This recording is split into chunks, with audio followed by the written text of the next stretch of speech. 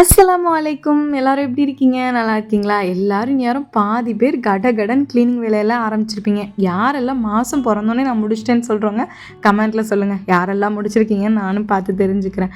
நான் கொஞ்சம் லேட்டாக தான் கிளீனிங் வேலையே ஸ்டார்ட் பண்ணேன். ஏன்னா கொஞ்சம் ஆல்ரெடி நான் அப்பப்போ க்ளீன் பண்ணி வச்சுக்கிட்டே தான் இருப்பேன். எதையாவது ஒன்று மாற்றிக்கிட்டே தான் இருப்பேன். ஸோ நம்ம கிச்சன் கொஞ்சம் பரவாயில்லாமல் இருக்கும் அப்படின்னு சொல்லிட்டு ஒரு தைரியத்தோடு கை வைக்க ஆரம்பித்தேன்.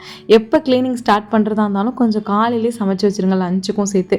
பிள்ளைங்க தூங்கினோடனே வேலையை ஆரம்பிச்சிட்டிங்கன்னா டக்குன்னு செஞ்சு முடிச்சிடலாம். ஸ்கூல் விட்டு வரதுக்குள்ளேயே பாதி வேலையை முடிச்சிட்டோம்னா நமக்கும் ஈஸியாயிரும். நான் எப்போ க்ளீனிங் ஸ்டார்ட் பண்ணாலுமே மொத்தத்தையும் அள்ளி போட மாட்டேன். முன்னாடியெல்லாம் தெரியாமல் என்ன பண்ணுவேன், எல்லா பக்கத்தில் இருக்கதையும் அள்ளி போட்டு க்ளீன் பண்ணுவேன். அப்படி பண்ணுறது ரொம்ப எப்படி சொல்கிறது, நமக்கு சிரமமாக இருக்க மாதிரி இருக்கும். ஸோ ஸ்டெப் 1 ஃபஸ்ட்டு ஒரு செல்ஃப் க்ளீன் பண்ணுறீங்களா, அதை ஃபஸ்ட்டு க்ளீன் பண்ணி முடிங்க. அதை முடிச்சுட்டு அடுத்தடுத்த கட்டத்துக்கு போங்க.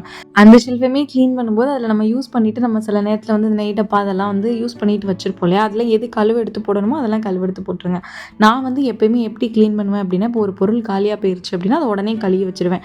ஸோ எல்லாத்தையும் எடுத்து ஒரே நாளில் போட்டு கழுவ முடியாது, பிள்ளைங்களை வச்சுட்டு ரொம்ப சிரமமாக இருக்கும். அதை காய வச்சு நம்ம ஒரு டப்பாவில் போட்டிருக்கும் போது அம்பட்டையும் பாப்பா எடுத்து அள்ளி போட்டுருவா. ஸோ அதனால தான் நான் இந்த மாதிரி ஒரு துணியை வச்சு தொடச்சிக்குவேன். காலியான பாக்ஸ் எல்லாம் அப்பப்போ கழுவிடுவேன். இப்போ சக்கரை காலியாகுதா உடனே அந்த டப்பாவை கழுவிட்டு நம்ம யூஸ் பண்ணும்போது நமக்கு அது ஒரு ரொட்டீனாக செட் ஆயிரும். ஸோ அது பெரிய பிரச்சனையாக இருக்காது நம்ம வேலை பார்க்குறதுக்கு. ஃபஸ்ட்டு இப்போ இந்த ஷெல்ஃபாக ஃபுல்லாக அது எல்லா வேலையும் முடிச்சுட்டு அதை கம்ப்ளீட் பண்ணிட்டு தான் அடுத்த ஷெல்ஃபுக்கு போகணும். அப்போ தான் நமக்கும் ரிலாக்ஸாக இருக்கும். இப்போ பிள்ளைங்களே எந்திரிச்சிட்டாலுமே கூட நம்ம ஈஸியாக வேலையை பார்க்கலாம். நம்ம அள்ளி போட்டு பண்ணும்போது அது நம்ம ரொம்ப சிரமத்தை கொடுக்கும்.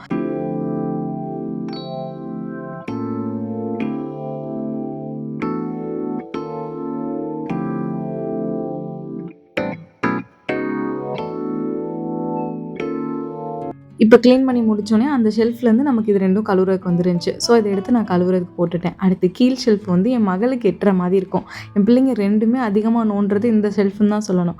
அதனால தான் இந்த இடத்துல பார்த்தீங்கன்னா நிறையா நான் சமைக்காத, நான் யூஸ் பண்ணாத என் மகனோட சைக்கிள் பெல்லு, நான் சமைச்சிட்டு வச்ச பீக்கங்காய், இதெல்லாம் என் மகன் என்ன பண்ணுவாங்கன்னா, நான் சமைக்கிறேன் அப்படின்னு சொல்லிட்டு அவங்க எடுத்து வச்சுருவாங்க. அப்புறமா என் பையனோட ஸ்டேஷ்னரி ஐட்டத்தை தான் நான் இந்த மாதிரி எடுத்து ஓரமாக வச்சுருக்கேன். ஏன்னா வெளியில் வச்சோன்னா என் மகன் எடுத்துருன்னு சொல்லிட்டு. உங்கள் வீட்டு குட்டீஸ் எல்லாம் என்ன கிச்சனை நோண்டுவாங்களா? இல்லை நோண்டலாம் மாட்டாங்க, ரொம்ப சமத்து பிள்ளைங்க அப்படின்னா கமெண்ட்டில் சொல்லுங்கள், நானும் தெரிஞ்சுக்கிறேன்.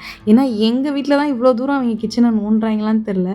எல்லார் வீட்டுக்கு போனாலும் பிள்ளைங்கெல்லாம் அமைதியாக இருக்க மாதிரி தான் இருக்குது. ஆனால் என் மகன் என்னென்னா எப்போ பார்த்தாலும் நான் இதை சமைக்கிறேன் அதை சமைக்கிறேன் கிச்சனை நோண்டி அதால் என்ன முடியுமோ எல்லா வேலையும் பார்த்து வச்சுட்டு போயிடுறாங்க. அப்புறம் எப்போ நீங்கள் க்ளீனிங் ஸ்டார்ட் பண்ணாலும் நான் நிறைய வீடியோவில் சொல்லியிருக்கேன், ஏதாவது ஒரு தண்ணியோ இல்லை ஏதாவது ஒரு லெமன் ஜூஸ், இந்த மாதிரி மோஸ்ட்லி தண்ணி எடுத்து வச்சுக்கோங்க கிட்ட. அப்படி பண்ணும்போது நமக்கு அந்த எனர்ஜி ட்ரைன் ஆகாத மாதிரி இருக்கும். டக்கு நம்ம வேலையெல்லாம் முடிக்கலாம். நான் இந்த கோன் என்னோட வெட்டிங் ஆனிவர்சரிக்காக சரி போடுவோம் அப்படின்னு சொல்லிட்டு வாங்கினேன். வச்சதுலேருந்தே காணோம். எங்கன்னு தேடி பார்க்குறேன். ரொம்ப நாளாக காணா போனதெல்லாம் புதையல்லேருந்து கிடைச்ச மாதிரி இன்றைக்கி தான் ஒன்றா கிடைக்கிது. எல்லாத்தையும் எடுத்து அதை இடத்துல அரேஞ்ச் பண்ணி வச்சாச்சு. அந்த கோனை சரி நீ நோம்புக்கு போட்டுக்கலாம் அப்படின்னு சொல்லிட்டு அதையும் எடுத்து வச்சுட்டேன். இந்த இடத்துலலாம் ரொம்ப தூசி இருக்காது, ஏன்னா அப்பப்போ நான் க்ளீன் பண்ணிக்கிட்டே தான் இருப்பேன். ஸோ இதெல்லாம் என் மகளுக்கு கையேற்ற மாதிரி இருக்குது. நம்ம சமைச்சிட்டு அப்படியே கைப்பட்ட மாதிரி வைப்போம்ல, அந்த மாதிரி ஜாமான் தான் இங்கே இருந்துச்சு. அந்த ஜாமான் குடைக்கில் எதுவுமே ரொம்ப குப்பையெல்லாம் இருக்காது. அந்த மூலையை நல்லா க்ளீன் பண்ணி விட்டாச்சு. அடுத்து இந்த எண்ணெய் பாட்டில்லாம் வச்சுருப்பேன்ல, இதுக்கு மேலே நான் ஒரு அட்டை மாதிரி போட்டு வச்சுருந்தேன். ஏன்னா ஏதாவது சாயாமல் இருக்கணும், நல்லா ஸ்ட்ராங்காக இருக்கணும் அப்படிங்கிறதுக்காக. ஆனால் அது பார்க்குறதுக்கு ரொம்ப அழுக்காக்கிட்டே இருக்க மாதிரி இருந்துச்சு. அதனால் இன்றைக்கி அதை எல்லாத்தையுமே எடுத்து விட்டு நல்லா இதையுமே தொடச்சிட்டேன். இந்த ஸ்டாண்டு நான் ஃப்ளிப்கார்ட்டில் தான் வாங்கினேன். உண்மையாகவே சூப்பராக இருக்குது. என் கிச்சனில் எந்த இடத்துலையுமே செல்ஃபே கிடையாது. அதனால் இந்த மாதிரி ஏதாவது சின்ன சின்ன ஆர்கனைசர் வாங்கி தான் நான் வச்சு யூஸ் பண்ணிக்கிற மாதிரி இருக்கும். இதுவும் இருக்காது, தரையில் வச்சுருப்பேன். அது பார்க்குறதுக்கு அந்த அளவுக்கு இதாக இல்லை. பட் இப்போ இதில் அடுக்கி வச்சுருக்கிறது ரொம்ப அழகாக இருக்குது. நான் வேணால் லிங்க்கை டிஸ்கிரிப்ஷனில் கொடுக்குறேன், தேவைப்படுறவங்க செக் பண்ணி பார்த்துக்கோங்க. அப்புறம் இந்த மஞ்சாடியில் தான் நான் உப்பெல்லாம் கொட்டி வச்சுருப்பேன். அடுத்து என் கிச்சனில் ஆல்ரெடி சொன்னேன் இல்லையா, செல்ஃப்லாம் பெருசாக என் கிச்சனில் கிடையாது. ஸோ இந்த மாதிரி ஒரு ரேக்கில் தான் அடுக்கி வச்சுருக்கேன். அதுவுமே ரொம்ப பழைய ரேக், எங்கள் மாமியாரோடது. அதில் தான் நான் அடுக்கி வச்சுருக்கேன். அதுலேயுமே நல்லா இந்த மாதிரி தொடச்சி விட்டுட்டு ஒவ்வொரு ஜாமானையும் எடுத்து ஒன்று அடுக்க ஆரம்பிச்சிடுவேன்.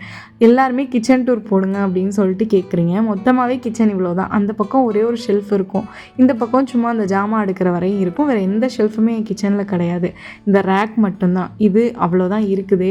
ஸோ இதுலேயே உங்களுக்கு ஓரளவுக்கு கிச்சன் எப்படி இருக்கும் அப்படின்னு தெரிஞ்சிருக்கும். க்ளீன் பண்ணிவிட்டு கடைசியாக காட்டுறேன் எப்படி எந்த அளவுக்கு க்ளீன் பண்ணியிருக்கோம் அப்படின்னு சொல்லிட்டு. ஆனால் எனக்கு ஒரு பழக்கம் இருக்குது, எப்போ நான் க்ளீன் பண்ணி முடித்தாலுமே அந்த கிச்சனை ஒரு 10 தடவையாவது வந்து பார்ப்பேன். நல்லா இருக்கா, எப்படி க்ளீன் பண்ணியிருக்கோம், நம்ம தான் பண்ணமா தெரியுமா, நம்ம கிச்சன் தானே இது அப்படிங்கிற மாதிரி நமக்கே அது ஒரு மாதிரி எப்படி சொல்கிறது, அது ஒரு ஜாலியாக இருக்கும்னு சொல்லலாம். ஏன்னா அப்படி இருக்கும் க்ளீன் பண்ணி முடித்தோடனே பார்க்குறதுக்கு. உங்களுக்கும் அப்படி தான் இருக்குமா, இல்லை எனக்கு மட்டும்தான் அப்படி இருக்கான்னு தெரில. என் வீட்டுக்காரை கூப்பிட்டு காட்டுவேன், இங்கே பாருங்கள் எங்கே பார்த்தீங்களா கிச்சன் செம்மையாக இருக்கா, எல்லாத்தையும் ஃபுல்லாக நல்லா க்ளீன் பண்ணி வச்சுட்டேங்க, பார்க்கவே நல்லா அழகாக இருக்குல்ல அப்படின்னு. ஆனால் அதே தான் அன்றைக்கி க்ளீன் பண்ண அன்றைக்கி மட்டும்தான் நைட் அப்படி இருக்கும்.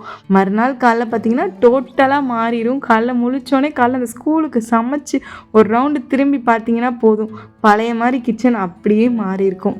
இந்த பக்கம் கீழே ஒரே ஒரு ஷெல்ஃப் இருக்கும். இதில் தான் முதல்ல நான் எல்லா ஜாமானும் அடுக்கி வச்சுட்டு இருந்தேன். இப்போ இந்த ரேக்கு போட்டதுலேருந்து அதில் மற்ற ஜாமான் அடுக்கிக்கிறேன். இதில் வந்து மண் சட்டி இந்த மாதிரி ஐட்டம்லாம் அடுக்கிக்கிறேன். வேலை பார்த்துட்ருக்கையிலே மேடம் தூங்கி எழுந்திரிச்சு வந்துட்டாங்க. எனக்கு தேன் கொடுங்கன்னு ஒரே அழுக. காலையில் அந்த சுத்தம் பண்ணும்போது தேன் டப்பாவை எடுத்து தனியாக வச்சுருந்தேன்ல, அதை பார்த்ததுலேருந்து தேன் கொடுங்கன்னு சொல்லிட்டு ஒரே பிரச்சனை பண்ணிக்கிட்டே இருந்தாங்க. ஒரு வழியாக தேனை கொடுத்து அனுப்பிச்சி விட்டாச்சு.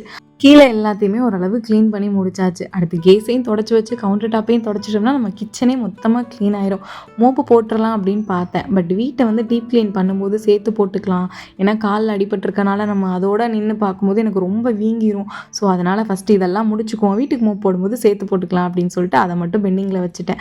கவுண்டர் டாப்பு கீழே இன்றைக்கி காலையில் எப்போவுமே வந்து சமைச்சு முடிச்சோடனே தொடச்சிருவேன். ஆனால் இன்றைக்கி தான் நம்ம டீப் க்ளீன் பண்ண போகிறோமே, அப்புறம் என்னன்னு சொல்லிட்டு ஒரு அசால்ட்டாக நல்லா விட்டுட்டேன். எல்லாமே குழம்பு ஊற்றுனதெல்லாம் பிடிச்சிருந்துச்சு. அப்புறம் எல்லாத்தையும் ஓரளவு நல்லா அந்த மாதிரி தொடச்சி விட்டாச்சு. கேஸ் அடுப்பு அந்த மாதிரி தொடச்சிட்டு பார்க்கும்போது அப்படியே நம்ம மனசில் ஒரு ஆனந்தம் வரும் பாருங்கள். அதெல்லாம் சொல்ல வார்த்தையே இல்லைங்கிற மாதிரி தான் இருக்கும். இந்த மாதிரி யாரெல்லாம் அடுப்பெல்லாம் துடைக்கிறதெல்லாம் ரசித்து பார்ப்பீங்கன்னு கமெண்ட்டில் சொல்லுங்கள். அப்புறம் யாரெல்லாம் இப்போ நோன்பு ஷாப்பிங்கெல்லாம் ஸ்டார்ட் பண்ணிட்டீங்க, நிறையா பேர் இப்போவே போய் எடுத்துகிட்டு வந்துட்டாங்க. எனக்கு என்னமோ அந்த நோன்பு கடைசியில் போய் அந்த ஒரு 10 நாளுக்கு முன்னாடி இல்லை அந்த ஒரு 10 நாளுக்கு இடையில போய் எடுத்துகிட்டு வந்தால் தான் அப்போ ஒரு திருப்தியாக இருக்க மாதிரி இருக்கும். இல்லாட்டி அந்த எக்ஸைட்மெண்ட்டே குறைஞ்சிரும். அந்த புது ட்ரெஸ் எடுக்க போகிறோம், போட போகிறோம். சின்ன பிள்ளைகளெல்லாம் நோன்பு வந்துருச்சுன்னா நமக்கு நோம்பெல்லாம் பெருசாக ஞாபகம் இருக்காது. நோன்பு கஞ்சி, அந்த புது ட்ரெஸ்ஸு தான் ஞாபகம் இருக்கும். இப்போ வந்து வீட்டை க்ளீன் பண்ணணும், பிள்ளைங்களுக்கு என்ன ட்ரெஸ் எடுக்கணும், பிள்ளைங்களை நோன்பு வைக்கணும், ஷஹருக்கு என்ன செய்கிறது, இஃப்தாருக்கு என்ன செய்கிறது, இந்த ரெசிபி ட்ரை பண்ணுவோமா, அந்த ரெசிபி ட்ரை பண்ணுவோமான்னு ஒரு வயசுக்கு ஏற்ற மாதிரி நோன்பு வந்து அப்படியே மாறிக்கிட்டே இருக்குது. அந்த நோன்பை பற்றின நம்மளோட எண்ணங்கள் வந்து மாறிக்கிட்டே இருக்குதுல்ல. நம்ம சின்ன பிள்ளையாக இருக்கும்போதெல்லாம் இதை பற்றி பெருசாக எந்த சிந்தனையுமே சிந்திக்க மாட்டோம். இப்போ வந்து நமக்கு பொறுப்பு கூடிக்கிட்டே இருக்குது வயசு ஏற ஏற. க்ளீன் பண்ணி முடித்தோடனே என்னோடய கிச்சன் இப்படி தான் இருந்துச்சு. நிறைய பேர் கிச்சன் டூர்னு கேட்டிங்க, பார்த்துக்கோங்க. இப்படி தான் இருக்குது என்னோடய கிச்சன். பெருசாக என் கிச்சனில் எந்த ஷெல்ஃபும் கிடையாது, கீழேயுமே எதுவும் ஷெல்ஃப் கிடையாது. ஒன்றே ஒன்று மட்டும்தான், அந்த ரேக்கில் தான் எல்லாத்தையுமே அடுக்கி வச்சுருப்பேன். நம்ம க்ளீன் பண்ணும்போது நிறைய பொருள் எடுத்து கழுவ போட்டிருந்தேன் இல்லையா, அது பெரிய வாளியெல்லாம் வெயிலில் காய வச்சுருக்கேன். சின்னது எல்லாமே காலையிலேருந்து காஞ்சிருச்சு ஓரளவுக்கு. அதெல்லாம் எடுத்து தொடச்சி வச்சிட்டோன்னா நம்ம போய் கிராசரிஸ் எல்லாம் வாங்கிட்டு வரும்போது டக்குன்னு கொட்டி வச்சிடலாம் அப்படின்னு சொல்லிட்டு அதையுமே தொடச்சி எடுத்து வைக்க ஆரம்பிச்சாச்சு. இந்நேரம் பாதி பேர் வீட்டில் எல்லா வேலையும் முடிஞ்சு ஃப்ரீயாக ரிலாக்ஸாக இருப்பீங்க. நாளைக்கு வீட்டெல்லாம் நல்லா டீப்பாக க்ளீன் பண்ண போகிறேன். டீப் க்ளீன் வீடியோ வேணும் அப்படின்னு நினச்சிங்கன்னா கமெண்ட்டில் சொல்லுங்கள். எனக்கு எப்படி இருக்குன்னா, யாராச்சும் வீட்டை க்ளீன் பண்ணுறாங்கன்னு வச்சுக்கோங்களேன், அந்த வீடியோலாம் பார்க்கும்போது நம்மளும் இந்த மாதிரி க்ளீன் பண்ணி இந்த மாதிரிலாம் வச்சுக்கணும் அப்படின்னு சொல்லிட்டு நமக்கே ஒரு மோட்டிவேஷனாக இருக்க மாதிரி இருக்கும். இந்த மாதிரி உங்களுக்கு எனக்கே தோணியிருக்கா, யாராச்சும் க்ளீன் பண்ணுறதை பார்த்து நம்மளும் இப்படிலாம் க்ளீன் பண்ணணும், நம்மளும் இப்படிலாம் வச்சுருக்கணும் அப்படின்னு உங்களுக்கு எனக்கே தோணிருந்துச்சுன்னா கமெண்ட்டில் சொல்லுங்கள். என் கிச்சனில் பெருசாக நிறைய பொருளெல்லாம் வச்சுருக்க மாட்டேன். தேவையில்லாத எல்லாத்தையுமே எடுத்து நான் சாக்கில் கட்டி வச்சுருவேன். அப்போ தான் நமக்கு சிங்கில் நிறைய ஜாமான் சேராது, இல்லாட்டி பிள்ளைங்க அள்ளி போட்டுக்கிட்டே இருப்பாங்க. அவ்வளோதான், என்னோடய க்ளீனிங் எல்லாமே முடிஞ்சிருச்சு கிச்சனை பொறுத்தளவுக்கு. உங்களுக்கு இந்த வீடியோ பிடிச்சிருக்கும்னு நினைக்கிறேன். பிடிச்சிருந்துச்சி அப்படின்னா நம்ம சேனலுக்கு ஒரு லைக் பண்ணி சப்ஸ்கிரைப் பண்ணி சப்போர்ட் பண்ணுங்கள். உங்களுக்கு என்ன தோணுச்சு அப்படிங்கிறத கமெண்ட்லையும் கூட ஷேர் பண்ணிக்கோங்க. அஸ்ஸலாமு அலைக்கும்.